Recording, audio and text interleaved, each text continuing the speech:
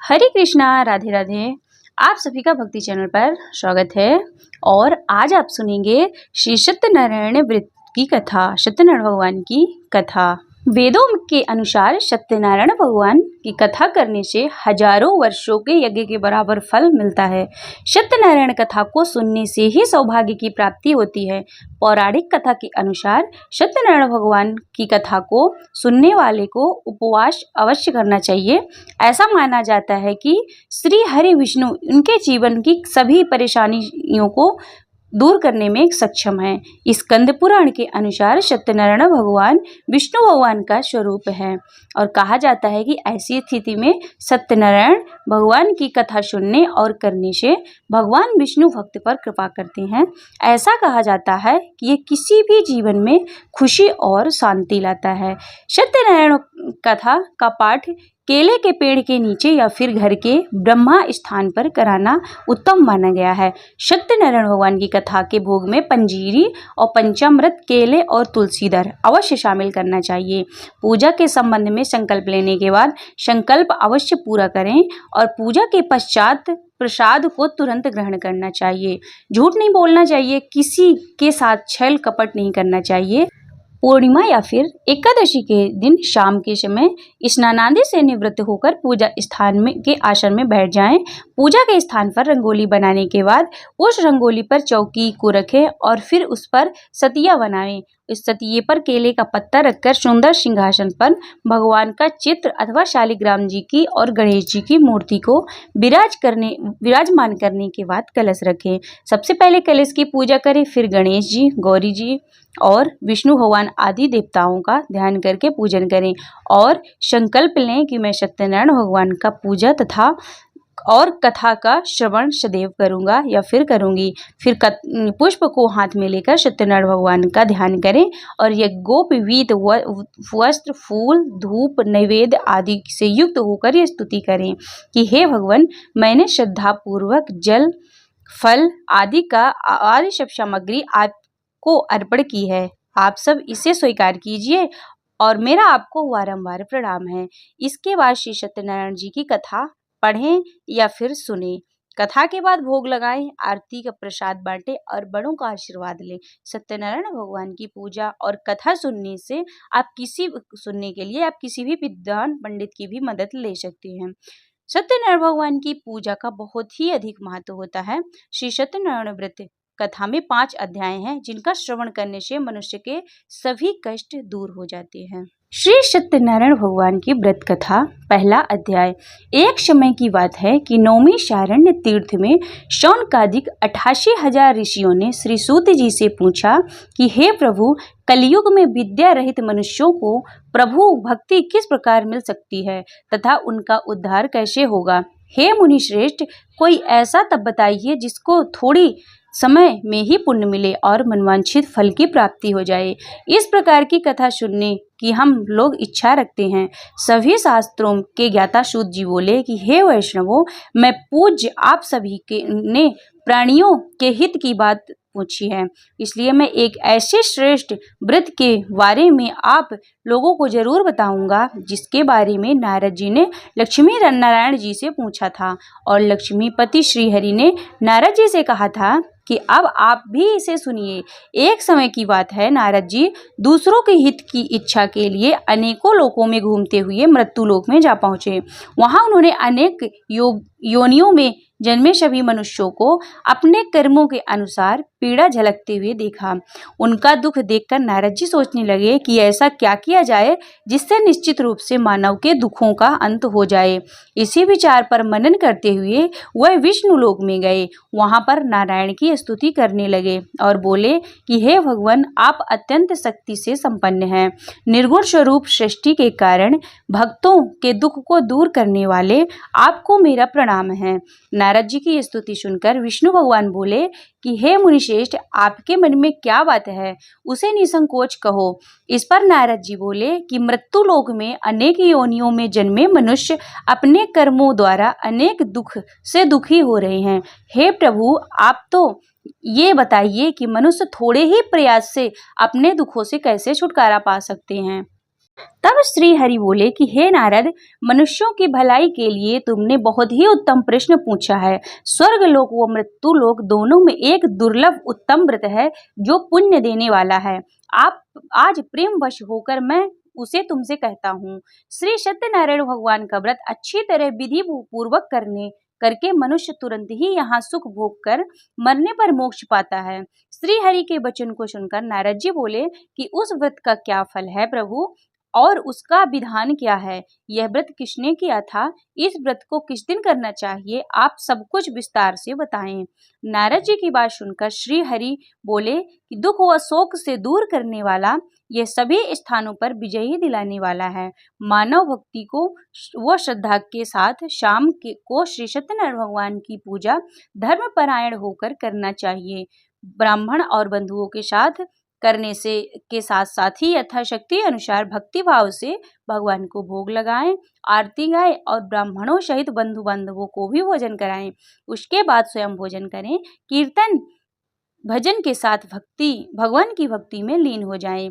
इस तरह से सत्यनारायण भगवान का व्रत करने पर मनुष्य की सारी इच्छाएं निश्चित रूप से पूरी होती हैं। इस कलिकाल अर्थात कलयुग में मृत्यु लोक में मोक्ष का यही एक सरल उपाय है। इति श्री सत्यनारायण व्रत कथा प्रथमो अध्याय संपूर्ण। भजमन नारायणे नारायणे नारायणे श्रीमन्नारायणे नारायणे नारायण। दूसरा अध्याय। श्री सूत जी बोले कि हे द्विजो, अब मैं पुनः पूर्व काल में जिसने इस सत्यनारायण व्रत को किया था उसे भली भांति विस्तार पूर्वक कहूँगा। रमणीय काशी नामक नगर में कोई अत्यंत निर्धन ब्राह्मण रहता था। भूख और प्यास से व्याकुल होकर वह प्रतिदिन पृथ्वी पर भटकता रहता था।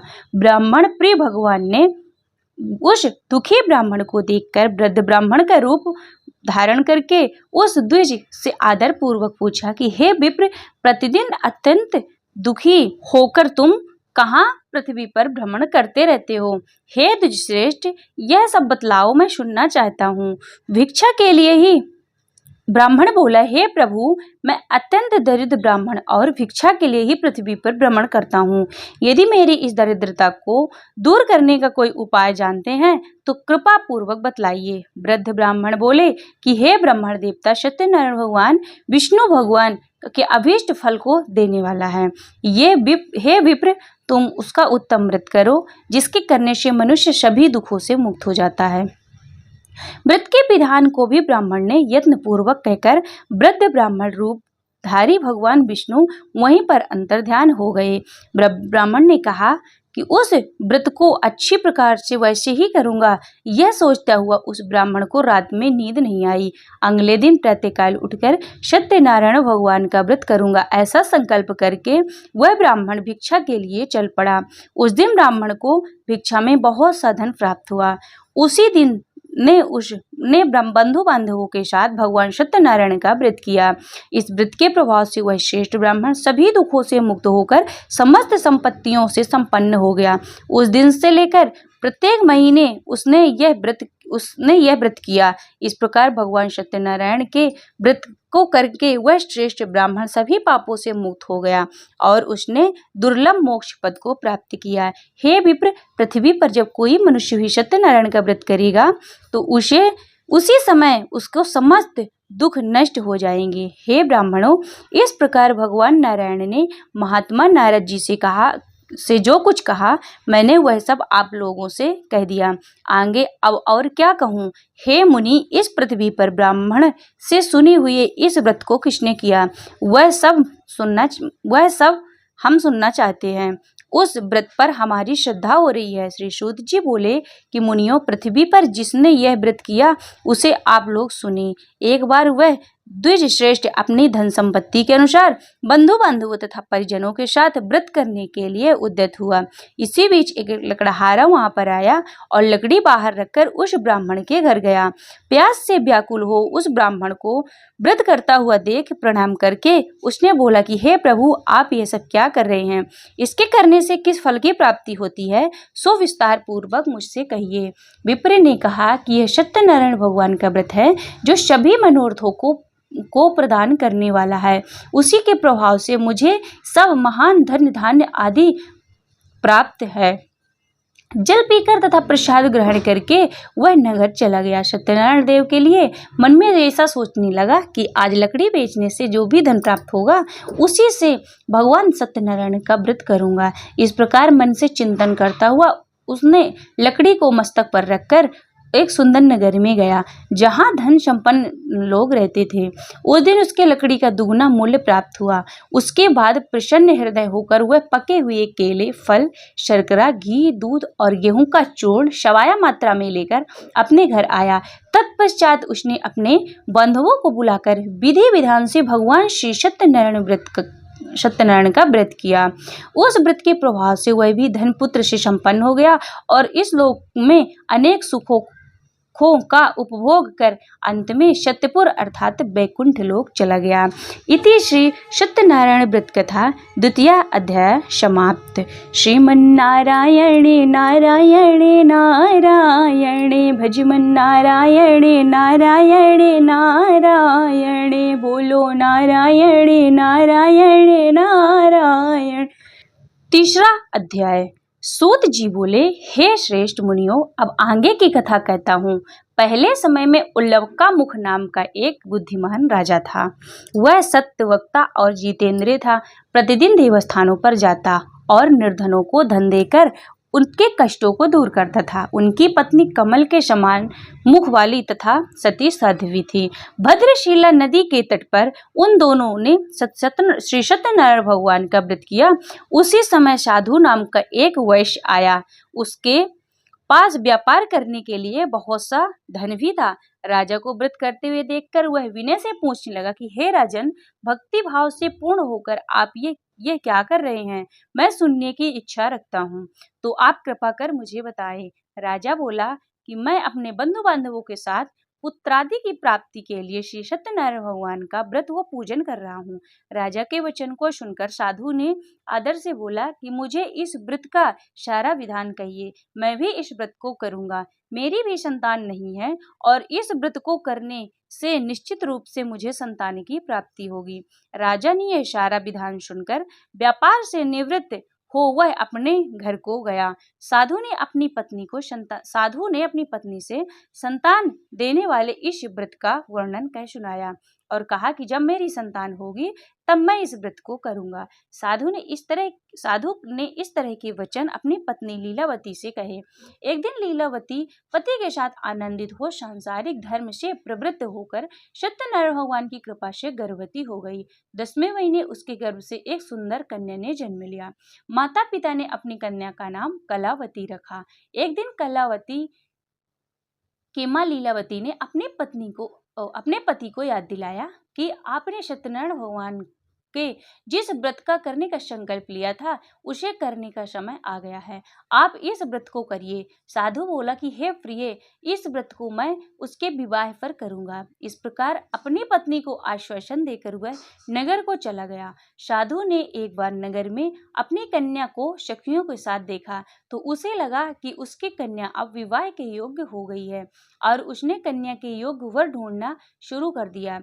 एक दिन साधु की बात को ध्यान में रखते हुए एक नगर में पहुंचा, वहां देखकर वह लड़की के लिए सुयोग्य वणिक पुत्र को ले आया। सुयोग्य लड़की को देखकर साधु ने बंधु बांधवों को बुलाकर अपनी पुत्री का विवाह कर दिया। लेकिन दुर्भाग्य की बात यह कि साधु ने अभी भी श्री सत्यनारायण का व्रत नहीं किया। इस पर श्री सत्यनारायण भगवान क्रोधित हो गए और शाप दिया कि अपने कार्य में कुशल साधु बनिया जवाई को लेकर समुद्र के पास स्थित होकर रत्नापुर शार नगर में गया। वहां जाकर दमान ससुर दोनों मिलकर चंद्रकेतु राजा के नगर में व्यापार करने लगे। एक दिन भगवान सत्यनारायण की माया से एक चोर सारा धन चुराकर भाग रहा था और उसने राजा के सिपाहियों को अपना पीछा करते हुए देख चुराया हुआ धन वह वहां रख दिया जहां साधु अपने जमाई के साथ ठहरा हुआ था। राजा के सिपाहियों ने साधु वैश्य के साथ राजा का धन पड़ा देखा और वह उसे राजा के पास ले गए और कहा कि उन दोनों चोरों को हम पकड़ लाए हैं, आप आगे की कार्रवाई की आज्ञा दे। राजा की आज्ञा से उन दोनों को कठिन कारावास में डाल दिया गया और उनका सारा धन भी उनसे छीन लिया गया। श्री सत्यनारायण भगवान के श्राप से साधु की पत्नी बहुत ही दुखी हुई। घर में जो धन था उसे भी चोर चुरा कर ले गए। शारीरिक तथा मानसिक पीड़ा हो, भूख प्यास से अति दुखी हो, अन्न की चिंता में कलावती के ब्राह्मण के घर गई। वहां उसने श्री सत्यनारायण भगवान का व्रत होते हुए देखा, फिर कथा भी सुनी और वह प्रसाद ग्रहण कर रात को घर वापस आई। माता ने कलावती से पूछा कि हे पुत्री, अब तुम कहाँ थी? तेरे मन में क्या है? कलावती ने अपनी माता से कहा कि हे माता, मैं एक ब्राह्मण के घर में थी, श्री सत्यनारायण भगवान का व्रत देखा और कन्या के वचन को सुनकर लीलावती भगवान के पूजा की तैयारी करने लगी। लीलावती ने अपने परिवार और बंधुओं सहित श्री सत्यनारायण भगवान का पूजन किया और उनसे वर मांगा कि मेरे पति तथा जमाई शीघ्र घर आ जाएं। साथ ही वह यह भी प्रार्थना की कि हम सबका अपराध क्षमा करें। श्री सत्यनारायण भगवान इस व्रत से संतुष्ट हो गए और राजा चंद्रकेतु को स्वप्न में दर्शन देकर कहा कि हे राजन, तुम उन दोनों वैश्यों को छोड़ दो, तुमने उनका जो धन लिया है उन्हें वापस कर दो। अगर ऐसा नहीं हुआ तो मैं तुम्हारा धन, राज्य, संतान सब नष्ट कर दूंगा। राजा को यह सब कहकर वह अंतर्ध्यान हो गए। प्रातः काल सभा में राजा ने अपना सपना सुनाया, फिर बोले कि उन दोनों को कैद से मुक्त कर सभा में लाओ। दोनों ने आते ही राजा को प्रणाम किया। राजा बोला, महानुभावों, भाग्यवश ऐसा कठिन दुख तुम्हें प्राप्त हुआ जिन्हें अब तुम्हें कोई भय नहीं है। ऐसा कहकर राजा ने उन दोनों को नए वस्त्र आभूषण पहनाए और जितना धन उनका लिया था उससे दुगुना धन वापस कर दिया और दोनों वैश्य अपने घर के लिए चल दिए। इति श्री सत्यनारायण व्रत कथा तृतीय अध्याय संपूर्ण। श्रीमन्नारायणे नारायणे नारायणे भजमन्नारायणे नारायणे नारायण, बोलो नारायणे नारायणे नारायण। श्री सत्यनारायण भगवान की जय। चौथा अध्याय। श्री सूत जी बोले कि साधु बनिया मंगलाचरण कर और ब्राह्मणों को धन देकर अपने नगर के लिए चल पड़ा। साधु के कुछ दूर जाने पर सत्यनारायण भगवान की उसकी सत्यता की परीक्षा के विषय में जिज्ञासा हुई। साधु, तुम्हारी नाव में क्या भरा है? तब धन से मद में चूर दोनों महाजनों ने अवहेलना से हंसते हुए कहा कि दंडी, ऐसा क्यों पूछ रहे हैं? क्या कुछ द्रव्य लेने की इच्छा है? हमारी नाव में तो लता और पत्ते भरे हैं। ऐसी निष्ठुर वाणी सुनकर तुम्हारी बात सच हो जाए, ऐसा कहकर दंडी सन्यासी को रूप धारण किए हुए भगवान श्री सत्यनारायण कुछ ही दूर जाकर समुद्र के समीप बैठ गए। दंडी के चले जाने पर नित्य क्रिया के पश्चात उतराई हुई अर्थात जल से ऊपर उठी हुई नौका को देखकर साधु अत्यंत आश्चर्य में पड़ गया और नाव में लता और पत्ते आदि देखकर मूर्छित हो पृथ्वी पर गिर पड़ा। सचेत होकर वडिक पुत्र चिंतित हो गया। तब उसके दामाद ने इस प्रकार कहा कि आप शोक मत करें, दंडी ने शाप दिया है, इस स्थिति में वही चाहे तो सब कुछ कर सकते हैं, इसमें संशय नहीं है, अतः उन्हीं की शरण में हम चलें।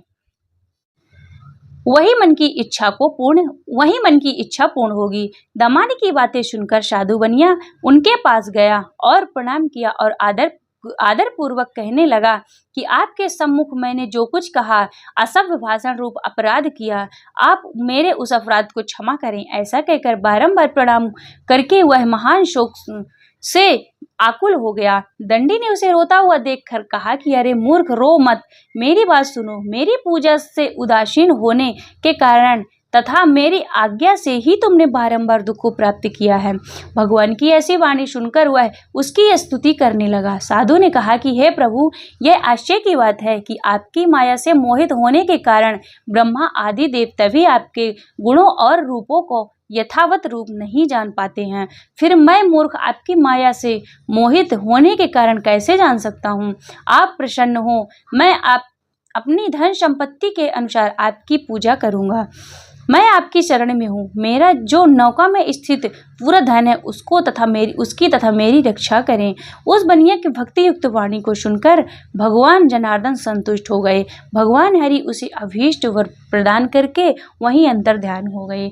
उसके बाद वह साधु अपनी नौका पर चढ़ा और उसे धन धान्य से परिपूर्ण देखकर भगवान सत्यदेव की कृपा से हमारा मनोरथ सफल हो गया, ऐसा कहकर स्वजनों के साथ उसने भगवान की विधि पूर्वक पूजा कि श्री सत्यनारायण भगवान की कृपा से वह आनंद परिपूर्ण हो गया और नाव को प्रयत्न पूर्वक संभालकर अपने देश के लिए प्रस्थान किया। साधु बनिया ने अपने दमान से कहा कि वह मेरी रत्नपुरी नगरी दिखाई दे रही है। इसके बाद उसने अपने धन की रक्षक दूत को अपने आगमन का समाचार देने के लिए अपनी नगरी में भेजा। उसके बाद उस दूत ने नगर में जाकर साधु की भार्या को देखकर हाथ जोड़कर प्रणाम किया तथा उसके लिए अभीष्ट बातें कही। सेठ जी अपने दामान तथा बंधु वर्गों के साथ बहुत सारे धन धान्य से संपन्न होकर नगर के निकट पधार गए हैं। दूत की यह मुख से यह सब बात सुनकर वह महान आनंदित हो विह्वल हो गई और उस साध्वी ने श्री सत्यनारायण भगवान की पूजा करके अपनी पुत्री से कहा कि मैं साधु के दर्शन के लिए जा रही हूँ, तुम शीघ्र आओ। माता की ऐसा वचन सुनकर व्रत को समाप्त करके प्रसाद का परित्याग कर कलावती ने भी पति के दर्शन करने के लिए चल पड़ी, जिससे भगवान श्री सत्यनारायण रुष्ट हो गए। उन्होंने कहा कि पति को तथा नौका को धन के साथ हरण करके जल में डुबो दिया जाए। इसके बाद कलावती कन्या अपने पति को न देखकर महान शोक से रुदन करती हुई पृथ्वी पर गिर पड़ी। नाव का अदर्शन तथा कन्या को अत्यंत दुखी देखकर भयभीत मन से साधु बनिया ने सोचा कि ये क्या आश्चर्य हो गया। नाव को संचालन करने वाले भी सभी चिंतित हो गए। तदंतर वह लीलावती की कन्या को देखकर विह्वल हो गई और अत्यंत दुखी से विलाप करती हुई अपने पति से इस प्रकार बोली कि अभी अभी नौका के साथ वह कैसे अलक्षित हो गया, न जाने किस देवता की उपेक्षा से यह नौका हरण कर ली गई, अथवा श्री सत्यनारायण भगवान का महात्म्य कौन जान सकता है। ऐसा कहकर वह स्वजनों के साथ विलाप करने लगी और कलावती कन्या को गोद में लेकर रोने लगी। कलावती कन्या ने भी अपने पति के नष्ट हो जाने पर दुखी हो गई और पति की पादुका लेकर उसका आगमन करने के लिए उसने मन में निश्चय किया कि कन्या के इस प्रकार के आचरण को देखकर भार्या सहित वह धर्मज्ञ साधु बनिया अत्यंत शोक संतप्त हो गया और सोचने लगा कि यह तो भगवान श्री सत्यनारायण ने यह अपहरण किया है, अथवा हम सभी भगवान सत्यदेव की माया से मोहित हो गए हैं। अपनी धन शक्ति के अनुसार मैं सत्यनारायण भगवान की पूजा करूंगा। सभी को बुलाकर उस प्रकार कहकर उसने अपने मन की इच्छा प्रकट की और बारंबार भगवान सत्यदेव को दंडवत प्रणाम किया। इससे दिनों के परिपालक भगवान श्री सत्यदेव प्रसन्न हो गए। भक्त वत्सल भगवान ने कृपा पूर्वक कहा कि तुम्हारी कन्या प्रसाद छोड़कर अपने पति को देखने चली आई। निश्चित ही इसी कारण इसका पति अदृश्य हो गया है। यदि घर जाकर प्रसाद ग्रहण करके यह पुनः आए तो साधु बनिया तुम्हारी पुत्री पति को प्राप्त करेगी, इसमें संशय नहीं है। कन्या कलावती भी आकाश मंडल से ऐसी वाणी को सुनकर शीघ्र ही घर गई। उसने प्रसाद ग्रहण किया, पुनः आकर स्वजनों तथा अपने पति को देखा। तब कलावती कन्या ने अपने पिता से कहा कि अब तो घर चलें, अब किस चीज की विलंब है। कन्या की बात सुनकर बड़ी पुत्र संतुष्ट हो गया और विधि विधान से भगवान श्री सत्यनारायण भगवान का पूजन करके धन तथा बंधुओं के साथ अपने घर गया। तदंतर पूर्णिमा तथा संक्रांति पर्व पर भगवान श्री सत्यनारायण का पूजन करते हुए इस लोक में सुख को भोग कर अंत में वह बैकुंठ लोक में चला गया। इति श्री सत्यनारायण व्रत कथा चतुर्थो अध्याय संपूर्ण। श्रीमन्नारायण नारायण नारायण भजमन नारायण नारायण नारायण बोलो नारायण नारायण नारायण बोलो श्री सत्यनारायण भगवान की जय। 5वां अध्याय। श्री सूत जी बोले कि हे श्रेष्ठ मुनियों, अब इसके बाद मैं दूसरी कथा कहूँगा, आप लोग सुने। अपनी प्रजा का पालन करने से तत्पर तुंगध्वज नामक एक राजा था। उसने सत्यदेव का प्रसाद का परित्याग करके दुख प्राप्त किया। इसके बाद वह वन में जाकर वहाँ बहुत से पशुओं को मारकर वट वृक्ष के नीचे आया। वहाँ उसने देखा कि गोप गण बंधु बांधवों के साथ संतुष्ट होकर भक्ति पूर्वक भगवान सत्यदेव की पूजा कर रहे हैं। राजा को यह देखकर अहंकारवश न तो वहां गया और न ही उसे भगवान श्री सत्यनारायण को प्रणाम किया। पूजन के बाद सभी गोपगण भगवान का प्रसाद राजा के समीप रखकर वहां से लौट आए और इच्छानुसार उन सभी ने भगवान का प्रसाद ग्रहण किया। इधर राजा को प्रसाद का परित्याग करने से बहुत दुख हुआ। उसका संपूर्ण धन नष्ट एवं सभी 100 पुत्र नष्ट हो गए। राजा के मन में निश्चय किया कि अवश्य ही भगवान श्री सत्यनारायण ने हमारा नाश किया है, इसलिए मुझे वहां जाना चाहिए जहां श्री सत्यनारायण भगवान की पूजा हो रहा है। ऐसा मन में निश्चय करके वह राजा गोपगणों के समीप गया और उसके गोपगणों के साथ भक्ति श्रद्धा से युक्त होकर विधि पूर्वक भगवान सत्यदेव की पूजा कि भगवान सत्यदेव की कृपा से वह पुनः धन और पुत्रों से संपन्न हो गया तथा इस लोक में सभी सुखों का उपभोग कर अंत में सत्यपुर वैकुंठ लोक को प्राप्त हुआ। श्री सूत जी कहने लगे कि जो व्यक्ति इस परम दुर्लभ श्री सत्यनारायण भगवान का व्रत करता है और पुण्यमयी तथा फल प्रदायिनी भगवान की कथा को भक्ति युक्त होकर सुनता है, उसे भगवान श्री सत्यनारायण की कृपा से धन आदि की प्राप्ति होती है। दरिद्र धनवान हो जाता है, बंधन में पड़ा हुआ बंधन से मुक्त हो जाता है, डरा हुआ व्यक्ति भय मुक्त हो जाता है। यह सत्य बात है कि इसमें संशय नहीं है। इस लोक में वह सभी सुख को और फलों को प्राप्त करके अंत में सत्यपुर वैकुंठ लोक को जाता है। ब्राह्मणों के इस प्रकार मैंने आप लोगों को श्री सत्यनारायण भगवान की व्रत को कहा, जिसे करके सभी मनुष्यों सभी दुखों से मुक्त हो जाता है। कलयुग में तो भगवान सत्यदेव की पूजा का विशेष फल प्रदान करने वाला है। भगवान विष्णु को ही कुछ लोग काल, कुछ लोग सत्य और कोई ईश और कोई सत्यदेव तथा दूसरे लोग सत्यनारायण के नाम से कहेंगे। अनेक रूप धारण करने वाले श्री सत्यनारायण भगवान सभी की मनोरथ को सिद्ध करते हैं। कलयुग में सनातन भगवान विष्णु की सत्यव्रत रूप धारण करने से सभी मनोरथ पूर्ण करने वाले होंगे। हे श्रेष्ठ मुनियों, जो व्यक्ति नित्य श्री सत्यनारायण भगवान की इस व्रत की कथा को पढ़ता अथवा सुनता है, भगवान श्री सत्यनारायण उनकी कृपा से उनके सभी पाप को नष्ट हो जाते हैं। हे मुनीश्वर, पूर्व काल में जिन लोगों ने भगवान श्री सत्यनारायण का व्रत किया, उनके अगले जन्म का वृत्तांत कहता हूँ, आप सुने। महान प्रजा संपन्न सतानंद नामक के ब्राह्मण सत्यनारायण का व्रत करने के प्रभाव से दूसरे जन्म में सुदामा नामक ब्राह्मण हुए और इस जन्म में भगवान श्री कृष्ण का ध्यान करके उन्हें मोक्ष की प्राप्ति किया। लकड़हारा भिल्ल गुहों का राजा हुआ और अगले जन्म में उसने भगवान श्री राम की सेवा करके मोक्ष को प्राप्त किया। महाराज उल्कामुख दूसरे जन्म में दशरथ बने, जिन्होंने रंगनाथ जी की पूजा करके अंत में वैकुंठ को प्राप्त किया। इसी प्रकार धार्मिक और सत्यव्रती के साथ साधु पिछले जन्म की सत्यव्रत के प्रभाव से दूसरे जन्म में मोरध्वज नाम का राजा हुआ और उसने आरे से चीर कर अपने पुत्र की आधी देह भगवान विष्णु को अर्पित कर मोक्ष को प्राप्त किया। महाराज तुंगध्वज जन्मांतर में स्वयंभू मनु हुए और भागवत संबंधी संपूर्ण कार्यों का अनुष्ठान करके वैकुंठ को प्राप्त हुए। जो गोपगण थे वे सब जन्मांतर में व्रजमंडल में निवास करने वाले गोप हुए और सभी राक्षसों का संहार करके उन्होंने भगवान का संसत धाम गोलोक प्राप्त किया। इस प्रकार श्री स्कंद पुराण के अंतर्गत रेवा खंड में श्री सत्यनारायण भगवान के कथा का 5वां अध्याय संपूर्ण। बोलो श्री सत्यनारायण भगवान की जय। श्रीमन्नारायण नारायण नारायण भजवन नारायण नारायण नारायण। बोलो नारायण नारायण नारायण। बोलिए श्री सत्यनारायण भगवान की जय। श्री सत्यनारायण भगवान की आरती। ओम जय लक्ष्मी रमणा स्वामी, जय लक्ष्मी रमणा सत्यनारायण स्वामी, सत्यनारायण स्वामी जन पातक हरणा।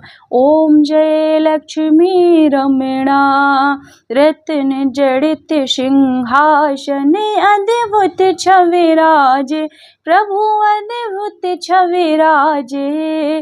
नारद करत निरंजन, नारद करत निरंजन, घंटा ध्वनि बाजे। ओम जय लक्ष्मी रमणा। प्रगट भये कलि कारण, तुझको दर्श दियो स्वामी, तुझको दर्श दियो। बूढ़े ब्राह्मण बनकर, बूढ़े ब्राह्मण बनकर, कंचन महल कियो। ओम जय लक्ष्मी रमणा। दूरी बल भील कठारो, जिन पर कृपा करी स्वामी, जिन पर कृपा करी। चंद्र चोड़े के राजा, चंद्र चोड़े के राजा, जिनकी विपत्ति हरी। ओम जय लक्ष्मी रमणा। वैश्य मनोरथ पायो, श्रद्धा तज दीन्ही प्रभु, श्रद्धा तज दीन्ही। सो फल भोग्यो प्रभु जी, सो फल भोग्यो प्रभु जी, फिर स्तुति कीन्ही। ओम जय लक्ष्मी रमणा। भक्ति भाव के कारण, छिन छिन रूप धर्यो प्रभु, छिन छिन रूप धर्यो। श्रद्धा धारण कीन्ही, श्रद्धा धारण कीन्ही, तिनको काज श्रेयो। ओम जय लक्ष्मी रमणा।